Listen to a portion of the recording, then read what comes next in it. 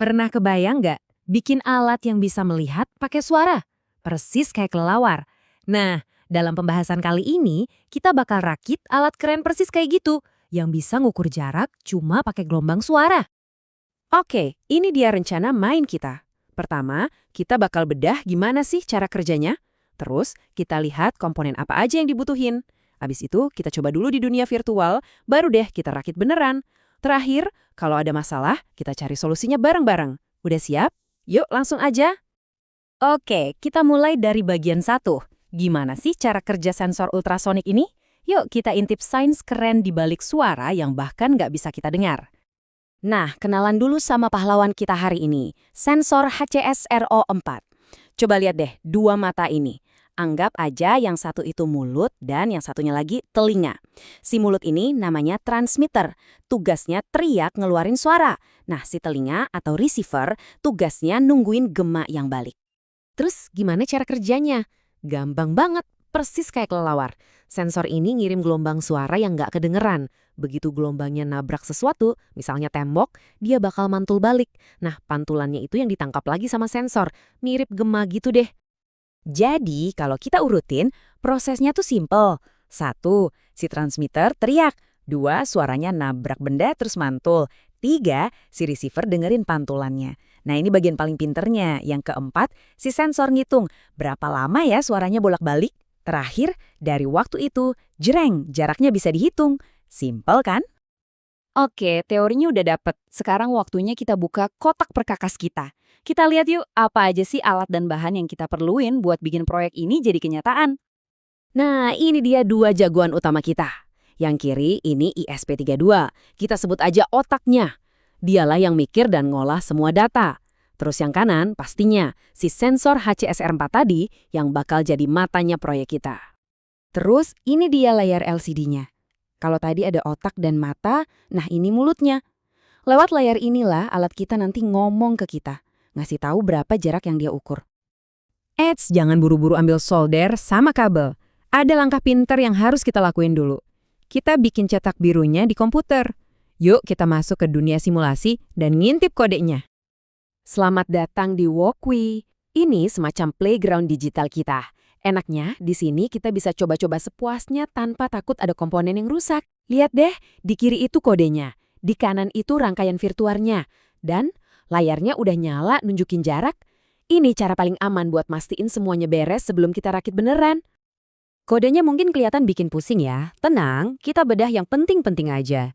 Yang pertama, baris #include itu ibarat kita ngasih kamus ke si EISP32 biar dia ngerti cara ngobrol sama layar LCD. Terus yang #define itu kayak kita ngasih nama panggilan ke pinnya. Jadi kita bilang, pin 25 itu buat trig ya, gitu. Nah yang terakhir, LCD.print, ini perintah paling gampang. Tulis ini di layar. Sip! Simulasi sukses. Sekarang bagian yang paling seru. Waktunya kita bawa proyek ini dari dunia digital ke dunia nyata. Yuk, siapin komponennya, kita mulai merakit. Oke, ini contekan pemasangan kabelnya. Penting banget nih, ikutin tabel ini baik-baik. GND ke GND, VCC ke VIN atau 5V, trig ke pin 25, echo ke 26. Buat LCD juga sama, ikutin aja.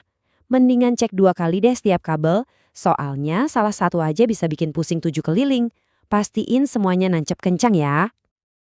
Rangkaiannya udah jadi, sekarang kita urus softwarenya. Buka aplikasi Arduino IDE kamu. Langkah pertama kita harus install kamus buat si LCD tadi, atau yang biasa disebut library. Caranya, klik menu Sketch, terus Include Library, lalu pilih Manage Libraries. Nanti bakal muncul jendela baru. Di kotak pencarian, ketik aja Liquid Crystal. Nah, dari hasil yang muncul, pilih yang sesuai terus klik install. Gampang kan? Ini biar si Arduino IDE jadi pintar dan bisa ngontrol layar kita. Udah? Oke, sekarang tinggal copy paste aja. Ambil semua kode dari simulasi Walkway tadi, terus tempel di jendela Arduino IDE yang masih kosong. Kita pakai kode yang sama persis. Nah, ini langkah super penting yang sering banget kelupaan. Sebelum upload, klik Tools, terus Port. Pastiin kamu pilih port COM yang benar, yang ada tulisan ESP32-nya. Kalau salah pilih, komputernya bingung mau ngirim program kemana. Sip, semuanya udah siap. Sekarang, klik tombol panah ke kanan itu, tombol upload. Tungguin sebentar, programnya lagi diproses dan dikirim ke otak ESP32. Coba lihat di bagian bawah, nanti ada tulisan connecting. Nah, ini dia tips rahasianya. Kalau tulisannya connecting terus nggak selesai-selesai, jangan panik. Cari tombol kecil bertuliskan boot di board ESP32 kamu, terus tekan dan tahan. Ini trik biar dia mau masuk ke mode upload. Oke, kita udah sampai di bagian akhir nih. Sekarang kita lihat hasil dari semua kerja keras kita. Dan kalau ada yang error, kita cari solusinya bareng-bareng. Dan berhasil! Lihat deh, kalau semua lancar, layar LCD kamu bakal nyala dan langsung nunjukin jaraknya. Keren banget! Selamat, kamu baru aja berhasil bikin alat pengukur jarak sendiri. Tunggu, punya kamu kok belum nyala? Santai-santai itu biasa banget dalam dunia oprek-mengoprek. Namanya juga belajar. Yuk kita cek beberapa masalah yang paling sering terjadi dan gimana cara benerinnya. Oke, ini dia 3 biang kerok paling umum. Pertama, layarnya nyala tapi gak ada tulisan. Coba cari baut kecil di belakang modul LCD-nya, puter pelan-pelan pakai obeng kecil sampai tulisannya muncul. Kedua, tulisannya aneh kayak alien. Wah, itu kemungkinan besar kabel SCL dan SDA-nya ketukar. Coba dibalik.